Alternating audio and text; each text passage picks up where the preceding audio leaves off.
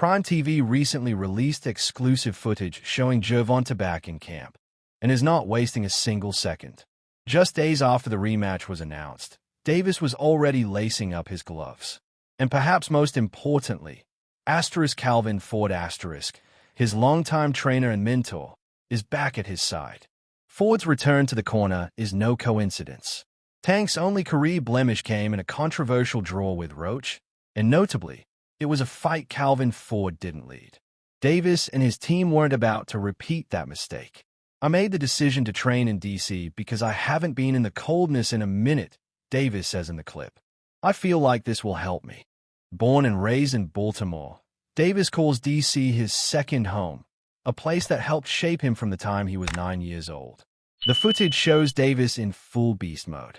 Though known to avoid heavy weightlifting, often believing it slows fighters down, Tank has added some muscle work to his camp this time. After being underwhelmed by his power output in the first Roach fight, Davis is recalibrating. I'm not letting that happen again, he reportedly told a team member.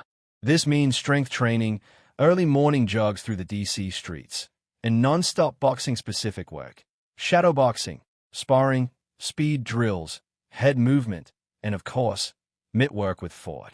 Tank is approaching this rematch with the urgency of a man who knows what's on the line. His undefeated streak, 30 wins, no losses, is tainted by the draw, and that, to a fighter like Davis, cuts deep. My biggest fear is being embarrassed, Davis once admitted, referencing the March 1st bout where Roach made him take a knee after a jab caused him to momentarily lose vision. The footage of Tank wiping his eye and requesting time sparked viral criticism, with fans accusing him of faking or folding. Davis insists chemical from his hair ran into his eyes, but the damage to his reputation was done. That's why he's training like never before. Calvin Ford knows what time it is. They've known each other since amateurs, he said in a recent interview. Silver gloves, sparring, back and forth battles. Tank had the edge back then, but now they are both grown men. Ford emphasized that Roach fought a great first fight and believes this rematch will be even more intense. He's not underestimating the man who gave Tank the fight of his life. Fans are still split on how to judge the first bout. Official scorecards read 115 to 113 for Davis and 2 draws at 114 to 114, leading to a majority draw. Some analysts felt Roach had done enough to win. Others, like Timothy Bradley Jr., believe Roach exposed just enough of Tank to make a repeat outcome possible, especially if Davis doesn't bring his best. Bradley didn't hold back in a recent interview. Bro, if this doesn't motivate you, I don't know what will, he said. You had Jake Paul lined up next. Now you gotta go through Roach again. That should light a fire under you. And that's the thing. Jake Paul versus Tank Davis was reportedly in serious talks. Sources confirmed that had Davis won decisively against Roach, a crossover exhibition against Jake Paul was on the table for late 2025. It was 100% real, said a promoter close to the situation. It was going to happen. Until that draw ruined the timing. The Paul fight, while controversial, could have meant massive pay-per-view numbers. Now, it's on pause. And for Tank, that's another reason to go all in for the rematch. Taking it all out on March 1st, Davis told cameras after a heavy sparring session.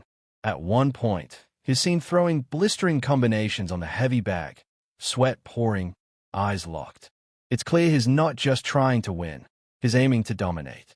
Critics questioned the necessity of a rematch. Some fans even suggested Davis should have moved on to bigger names. But not only did Roach earn this fight, he demanded it. And as Ford puts it, Roach comes to fight. While Roach may lack the knockout highlight reels Tank has, he brings something more dangerous: composure, timing, and grit. Lamont Roach is gritty, one ringside observer noted. He may not have Tank's power, but he's tough. He boxed smart, stayed in the pocket, and made Tank think. Tank seems to know this too. And with whispers that 2025 might be his final year in boxing, he wants to go out on a high. His promoter, Leonard Ellaby, commented on this recently. Tank sees life differently now. He's got kids, responsibilities. If this is his last year, he wants to leave on top. The footage ends with Tank sitting on the ring apron, breathing heavily but smiling. His team surrounds him, and Calvin Ford offers final instructions before wrapping up the day's session. "You ready?" Ford asks. Tank nods. "I was born ready." The rematch is scheduled to headline a August 16th card, and both camps are already firing on all cylinders. Lamont Roach believes he can finish what he started. Gervonta believes he can shut up the doubters once and for all. Boxing fans are split. Was the first fight a fluke? Or is Roach the one man who truly has Tank's number? One thing's certain. This is not just another title defense. This is personal. This is legacy. This is Gervonta redemption tour. And it starts in a frigid DC gym, where the sweat flows,